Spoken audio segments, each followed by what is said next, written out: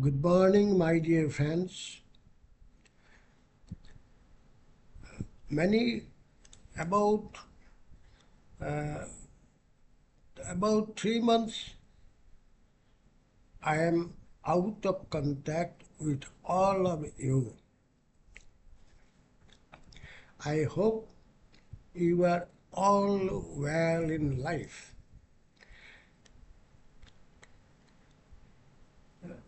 During the first 3 months, I was faced a different type of critical situation which make me isolated from the rest of the world. Now I have overcome all those problems safely, and I am now about 80% recovered from all these critical problems. Of course, these problems is a disguised way I learned lot of many things. First of all, I realized and I bound to accept that I am now quite old. Now I also agree the behavior of the nature, this God creation. No one can sense his creation. So I am undoubtedly thankful to God for his disguised guidance. Anyway, it is a part of our life. So I do not feel anything.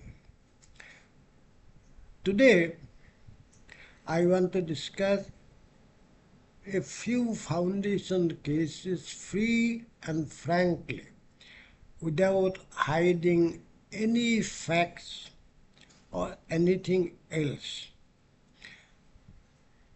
I do sincerely look forward to your often criticism for improve my understanding and realization with lot of your suggestion to know little more. We know that there are two types of failure of structures. Structures mean whether it is RCC structure or steel structure or any structure. Number one, shear failure, and settlement failure.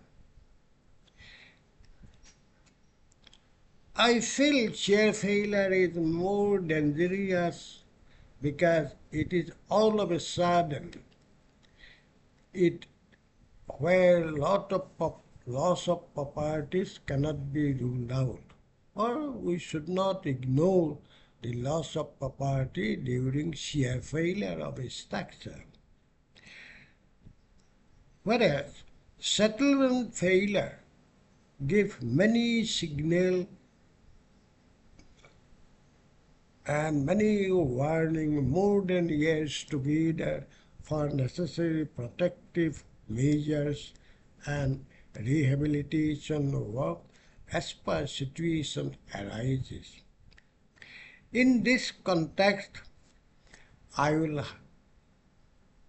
with heartfelt pain to add here that these failures are not only not only because not only lack of proper guidance of foundation consultant or geotechnical consultant. Although in many cases our valued clients and public as a mass blame the foundation consultant and geotechnical consultant. Of course, I do not find any basic reason behind it. Anything happen, first we blame the innocent foundation consultant or geotechnical consultant. In our country, the responsibilities of foundation consultant is either taken by consulting structural consultant or by architect, and they share the geotechnical consultant. In many projects, big projects, where thousands crores of money invested, in that type of project also there is no foundation consultant in Northeast. A simple one engineer shall tackle all the situation regarding field problem or by foundation problem, anything. Failures may also result for combination of many other components like poor workmanship, stress overloading, mainly due to foundation spacing, use of various type of foundation system in same structure. I frankly discuss all. This is unwanted happening in our construction system. I want to discuss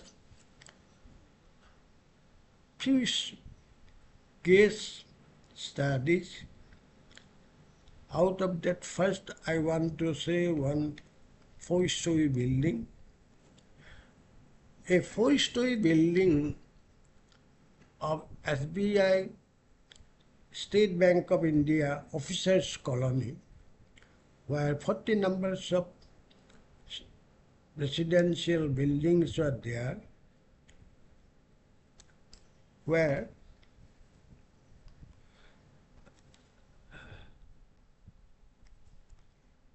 these were constructed about 20 years, about 40 years back, and after construction of this building, after 20 years of construction, due to excessive settlement and tilt was noticed of a building. Out of 41 building was tilted. Basic reason of settlement and tilt are mainly geotechnical consultant has recommended ground improvement method using stone column combined cushion, granular cushion with a safe bearing pressure of 25 ton per metric square. Even those recommendations are based on few foundation load tests were also conducted at few buildings at up to a 1.5 times of design load. So residential settlement was zero. That means after releasing of the total applied pressure, the residential settlement was zero. That means within the elastic settlement zone. Unfortunately, all other building was total 39 out of 40 are safe, except this building where constructed as per advice of the geotechnical consultant, which is completely intact without any settlement report. Any settlement was not noticed. But this particular building settled down more than 20 mm until it was visible even from a distance look. With a naked eye, the building is tilted. The builder had provided, on inquiry, it was found that the builder was provided driven wooden pile of 6 meters long, whereas formation soil was filled up material up to a depth varying from 2 to 4.5 meters below ground level, with a slope of formation is 1 in 4. This led to settlement until a detailed study was conducted, and finally a row of board cast in situ files was provided up to a depth of 15 meters outside the building to transfer the load of that required area with a design RCC master beam. After the rehabilitation work, the deflection of the building at all 4 corners were recorded for 365 days, 2 times daily, that is 8 a.m. and 8 p.m. were recorded, and no settlement was noticed of any amount.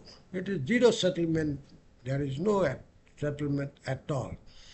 And we find forced to declare the building as safe for residential use, and now the building used for residential purpose. If one wants to see the building, please come to State Bank Colony at Guwahati, Bhangaghar. Still the colony is alive. So, here it is, you see, someone has suggested ground improvement, 39 numbers building, they have successfully completed this ground improvement and all the buildings are safe. But the last number of building, the 40 by 40 building, was why they provided timber pile driving of 6 meters without discussing the matter with the geotechnical consultant. I do not know. I know only after when some authority decided to dismantle the building, then they come to me. So this is, in this case, although we are blaming foundation consultant and geotechnical consultant as a responsible for settlement failure or any other failure, whatever it may be, I do not find any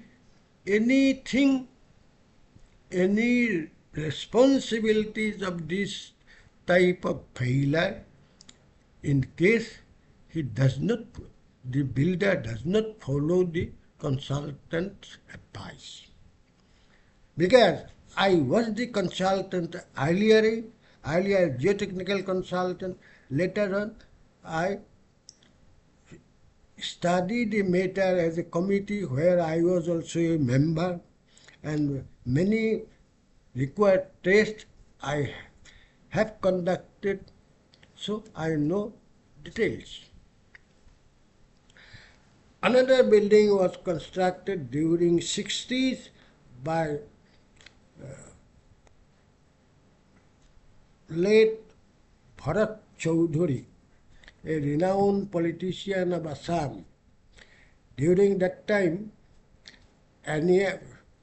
today's Aniyar was Assam. During all this Aniyar in one state, the present seven state, earlier one state, it is state of Assam. At Ambari, the prime area of Guwahati city, after shifting of capital of Assam from Shillong to Guwahati, the population of Guwahati was suddenly raised up, and accordingly development, infrastructure, basically infrastructure developed, construction of roads, drains, infrastructure development works, etc. are also rapidly rising. Gradually, all the old structure became unsuitable in maximum residential area, mainly because of waterlogging problem. There are some new roads are come up, those are much higher than the existing ground elevation, and automatically this area became waterlogged, and all old roads are under water during flood season. Even many places became much lower elevation than road which needs some modification. During that time, new constructions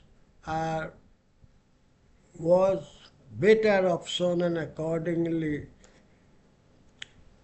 Mr. Chaudhary's son has constructed a G+3 building with a design load of 10 ton metric square meter, providing shallow foundation in 1985. After construction of third floor, the slab of the third floor was completed. By that time, rapid settlement was noticed in progressive manner. Every day it is slightly increasing. The settlement is every day increasing. Finally, the new building was inclined and just resting on the old building, resulting both buildings are tilting more than 40 centimeters, which was declared unsuitable for any use. By that time, owner of the building decided to conduct a study to find out basic reason of huge settlement. Accordingly, group of senior senior consultant, structural, quality, geotechnical, geologist, and construction consultant are finally engaged to study the major region. Finally, we find that the stress overlapping lead to more than double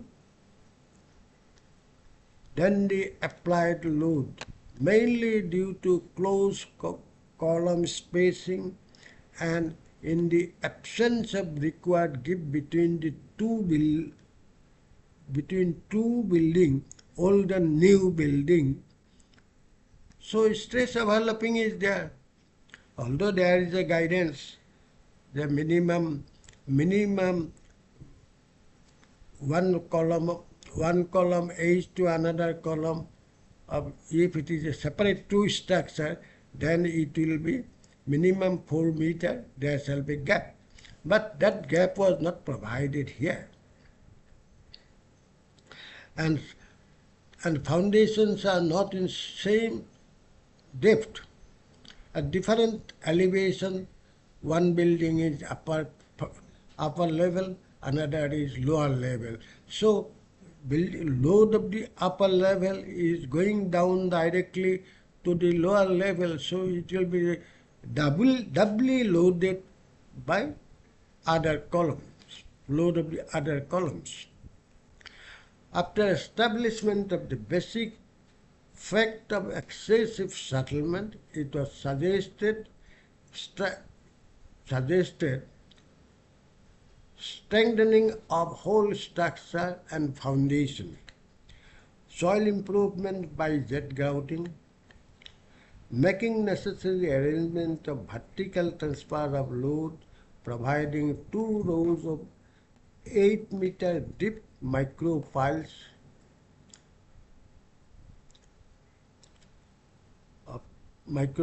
of 2 rows between the two buildings. The ground floor of the old building was dismantled, and structurally the both building is jointed to a monolithic structure with some renovation and additional works. In both the cases, we can easily find out the reason of the excessive settlement. I do not find any misdeed of geotechnical consultant. It is better to say as poor workmanship. Adequate concrete strength cannot be a good workmanship alone. We normally make a statement. The column strength is more than the targeted strength. Concrete strength is more than the targeted strength. Steels, as per IS 456, we are providing steels. All forces we are considering very clearly and very carefully.